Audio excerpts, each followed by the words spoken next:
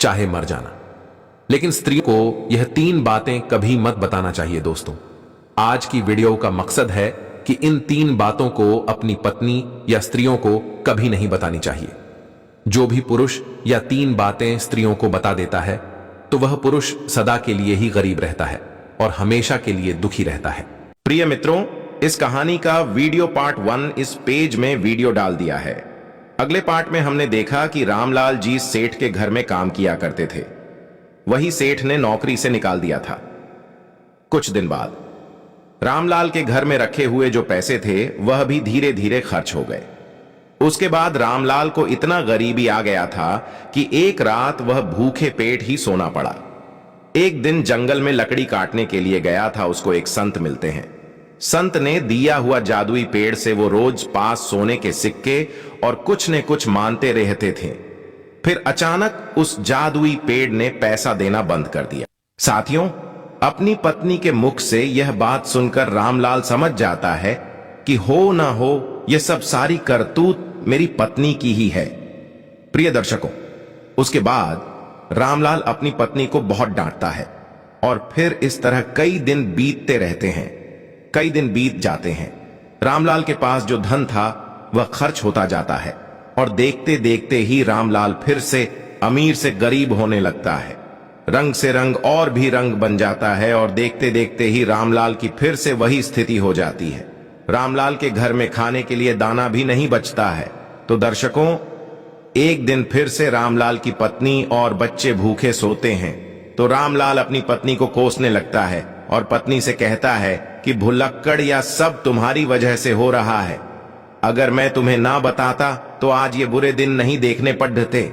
इस प्रकार रामलाल अपनी पत्नी से कहता है। मगर दर्शकों, कहते हैं जब पछताए क्या, जब चिड़िया चुग गई खेत। तो इस प्रकार रामलाल अपनी पत्नी से कहता है, मगर वह बहुत लेट हो चुका था।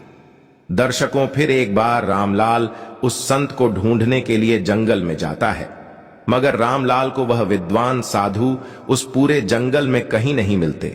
रामलाल को ढूंढते ढूंढते कई घंटे बीत जाते हैं और फिर कई घंटे बाद रामलाल को वह संत मिल जाते हैं।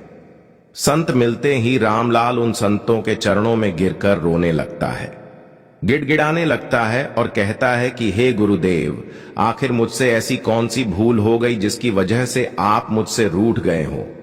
आप ही मेरे दादा हो, आप ही मेरे विधाता हो। हे विधाता, आप मेरी भूल को माफ करें, क्योंकि मेरी एक भूल के कारण आज मेरे बच्चे फिर से भूखे सो रहे हैं। इसलिए हे गुरुदेव, आप मेरी सहायता करें। प्रिय दर्शकों, उसके बाद वह साधु रामलाल से कहता है, रामलाल, अगर ऐसी बात है तो मैं तुम्हें माफ करता हूं, परंतु आज मैं तुम्हें एक बात बताने वाला हूं।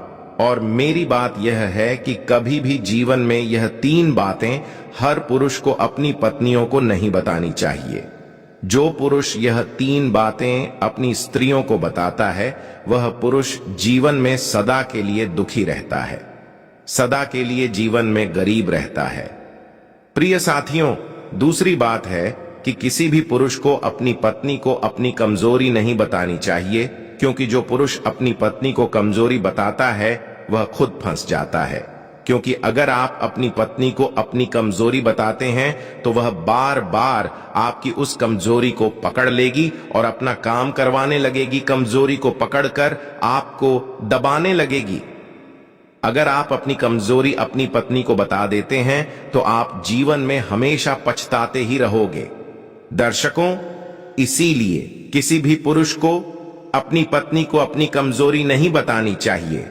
तीसरी बात, किसी भी पुरुष को अपनी पत्नी को अपने जीवन में हुए अपमान के बारे में नहीं बताना चाहिए।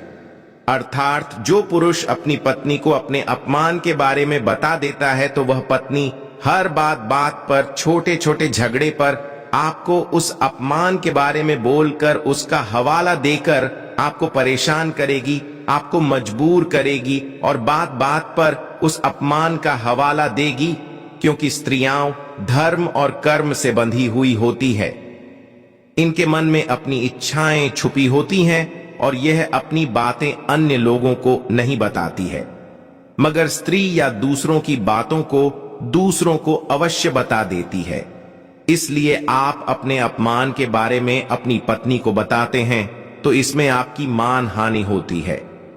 प्रिय दर्शकों, ये 3 बातें कभी भी अपनी पत्नी को नहीं बतानी चाहिए। तो दर्शकों, ठीक इस प्रकार वह विद्वान साधु रामलाल को यह 3 बातें कहता है।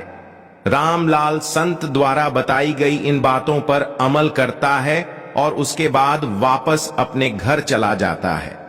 दर्शकों, फिर देखते ही देखते रामलाल के फिर से वह अच्छे दिन वापस आने लगते हैं और रामलाल फिर से रंग से राजा बन जाता है। तो दर्शकों, इस प्रकार यह 3 बातें स्त्रियों को कभी नहीं बतानी चाहिए।